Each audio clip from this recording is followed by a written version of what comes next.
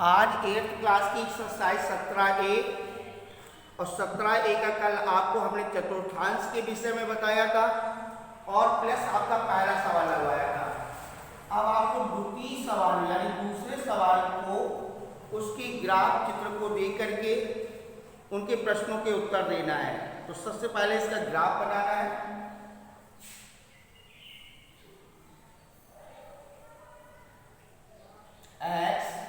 x ऋणात्मक, y ऋणात्मक, 0 1 2 3 4 5 6 7, 1 2 3 4 5 6 7, -1 -2 -3 -4 -5 -6 -7, -1 -2 -3 -4 -5 -6।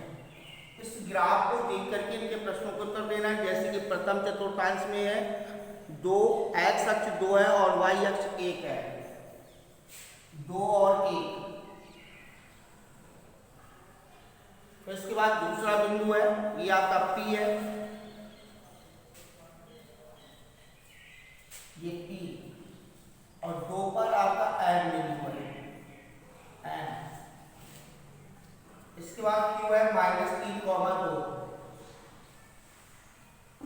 -3, 2 फिर -5, -3, ये आपका R है और S है 3 और -2।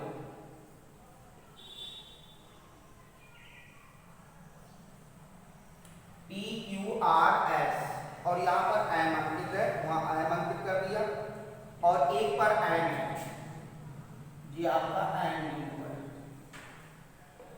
तो इस प्रकार से ये आपको ग्राफ बनाना है और इस ग्राफ के प्रश्नों को देख करके निम्नलिखित प्रश्नों के उत्तर देना है। तो सबसे पहले आपके पास P है और P के निर्देशांक है 2, 1 और Q का निर्देशांक है -3, 2। R का निर्देशांक है -5, -3 और S का निर्देशांक है 3, -2। M का निर्देशांक है 2, 0 और N का निर्देशांक है 0, 1। ये आपके निर्देशांक है। इसके बाद पहला प्रश्न है और पहले प्रश्न में कह रहा है कि बिंदु P की भुज, बिंदु P का भुज बताना है। बिंदु P का भुज, भुज माने हो गया x अक्ष और P का भुज है 2 और कोटि है 1, कोटि 1 है। तो यहां पर P के निर्देशांक हो जाएंगे, अतः P के निर्देशांक 2, 1। तो इसके बाद दूसरा प्रश्न है, उसके प्रश्न रिक्तस्थानों की पूर्ति करनी है। Q का भुज, बिंदु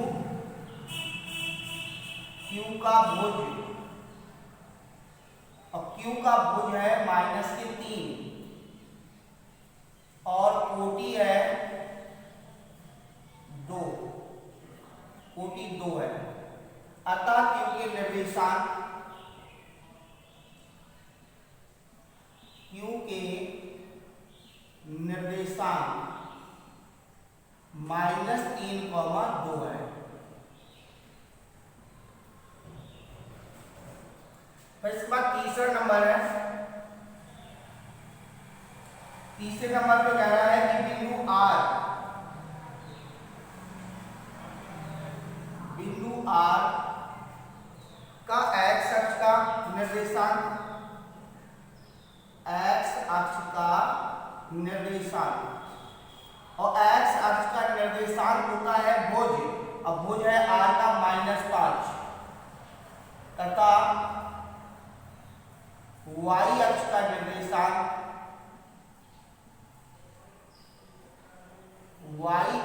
निर्देशांक है -3 है। अतः r के निर्देशांक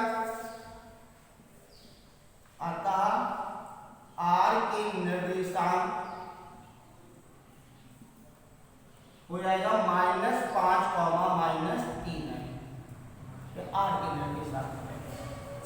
फिर इसके बाद है चौथे नंबर पे बिंदु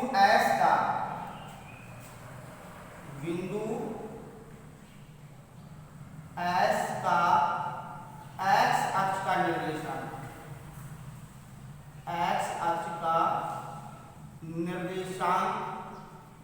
आपका 3 है तथा y अक्ष का निर्देशांक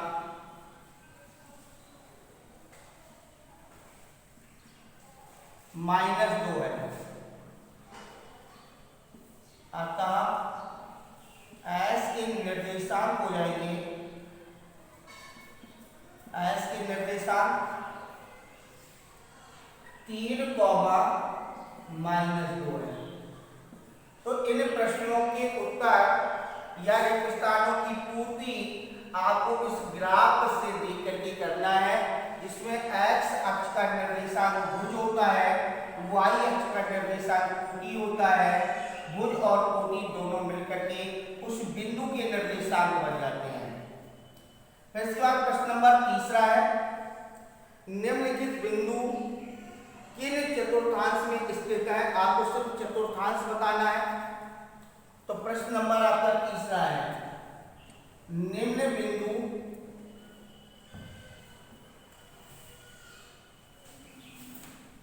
किन चतुर्थांश में स्थित है? किन चतुर्थांश में स्थित है? पहला नंबर -3, -7, -3, -7 ये आपका तृतीय चतुर्थांश में स्थित है। तृतीय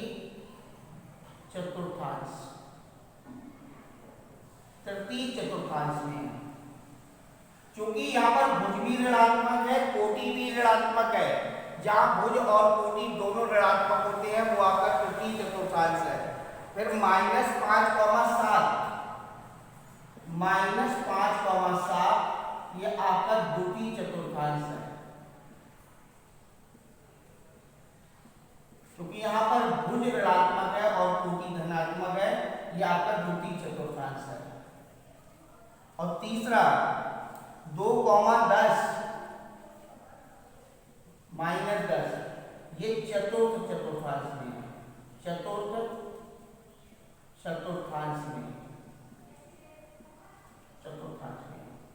चौथा नंबर, क्योंकि यहाँ पर भुज धनात्मक है और कोटि ऋणात्मक है, भुज धनात्मक और कोटि ऋणात्मक हो तो चतुर्थ चतुर्थांश है।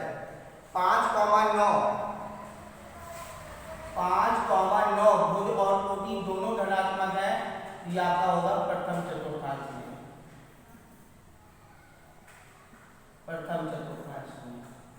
और 5वां नंबर है -6,5 ये आपका द्वितीय चतुर्थांश है। भुज ऋणात्मक है और कोटि धनात्मक है, ये द्वितीय चतुर्थांश है।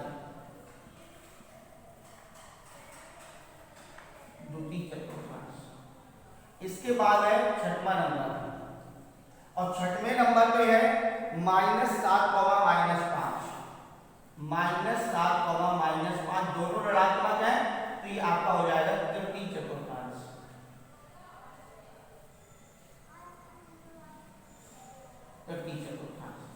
तो इनके निम्नलिखित बिंदुओं को किन चतुर्थांश में स्थित है, ये आपको बताना था कि किस किस चतुर्थांश में ये स्थित है। अगर इनको हम चतुर्थांश में स्थित भी करें तो किस प्रकार से करेंगे? यहाँ पर हम चतुर्थांश बना सकते हैं।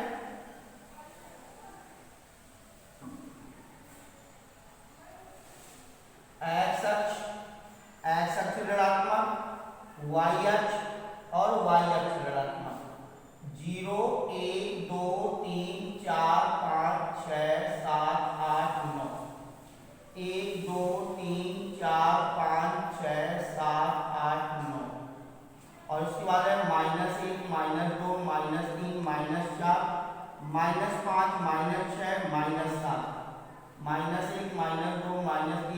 -4 -5 -6 -7 -8। अब जैसे प्रथम है, ये आपका दे रखा है पहला सवाल -3, -7, तो -3 ये है और -7 ये है, 3 और 7, -3, -7, देखिए तृतीय चतुर्थांश में आ गया। -5, 7, तो -5, -7, -5 ये है और 7 आपका ये है, ये हो जाएगा -5, 7, तो द्वितीय चतुर्थांश में अपने आप होता है। फिर इसके बाद है 2, -10, इसको और नीचे तक बढ़ा लो, -9, -10, y अक्ष ऋणात्मक, तो -2, 2, -10 ये आपका चतुर्थांश में है, 2, -10। फिर इसके बाद है 5, 9, 5, 9, ये 5 है, ये 9 है, ये हो जाएगा 5, 9 प्रथम चतुर्थांश में। -6, 5, तो -6, 5, -6 आपका ये है और 5 ये है, ये हो जाएगा -6, 5। इसके बाद है -7, -5, तो -7 और -5, तो -7, -5 ये आपका तृतीय में, तो ये दोनों तृतीय में है, ये दोनों द्वितीय में है, ये आपका प्रथम में है और ये आपका चतुर्थ में है। तो हमें ग्राफ वाली कॉपी में इसका ग्राफ बनाना है और उनके निम्नलिखित बिंदुओं के चतुर्थांश स्थित करने हैं कि ये तृतीय में, ये द्वितीय में, ये चतुर्थ में, ये प्रथम में, ये द्वितीय में और ये तृतीय चतुर्थांश में है।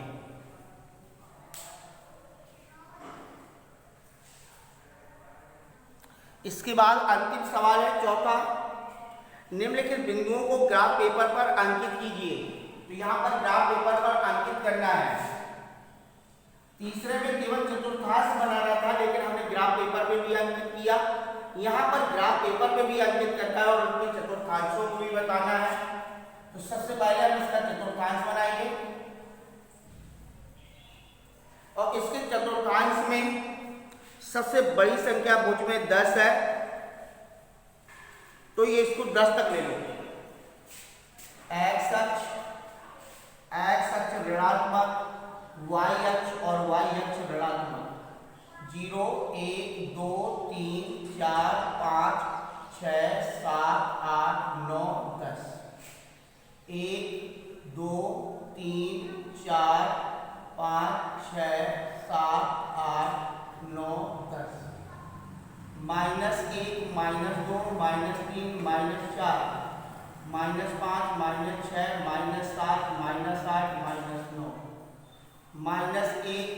-2, -3, -4, -5, -6, -7, -8, -9, -10। अब ये आपने बिंदु ले लिए और बिंदु आपने ये चतुर्थांश में बिंदु अंकित कर दिए।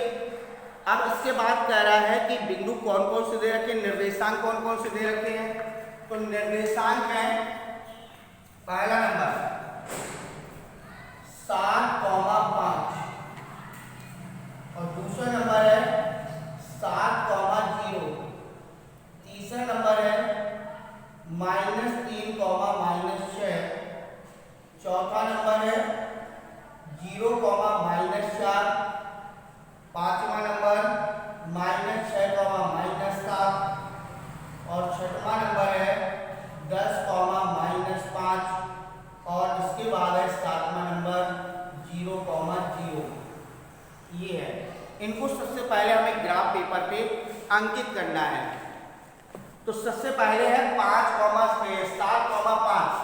7 बेटा आपका ये है और 5 ये है, इनको 7 और 5 के सामने सामने मिला देंगे, तो ये हो जाएगा 7, 5। फिर इसके बाद है 7, 0। तो 7, 0 माने x अक्ष पर भुज दिया है, कोटि शून्य है, ये हो जाएगा 7, 0। फिर तीसरा नंबर है -3, -6। तो -3 आपका ये दे रखा है और 6 ये दिया हुआ है, इसको 6 और 3, ये हो जाएगा -3, -6। फिर है 0, -4, 0, -4, मुझे शून्य कोटि दिया है, ये हो जाएगा 0, -4। इसके बाद है -6, -7, तो -6 ये है और 7 आपका ये है, तो -6, -7। इसके बाद 10, -5, 10 और -5, ये हो जाएगा 10, -5। और 0, 0 ये आपके मुख अक्ष पर स्थित हो जाएंगे, ये आपके मुख अक्ष पर है। तो ये सबसे पहला बिंदु ए, दूसरा बिंदु बी, तीसरा बिंदु सी, फिर इसके बाद डी, यहाँ पर डी कर दो, और इसके बाद यहाँ पर ई कर लें, और यहाँ पर एफ, और यहाँ पर आप ओ कर सकते हो, ओ के नंबर साथ है। तो अब इनको अगर हमें चतुर्थांश बताना है तो 5, 7, 5 ये आपका प्रथम में है, प्रथम चतुर्थांश,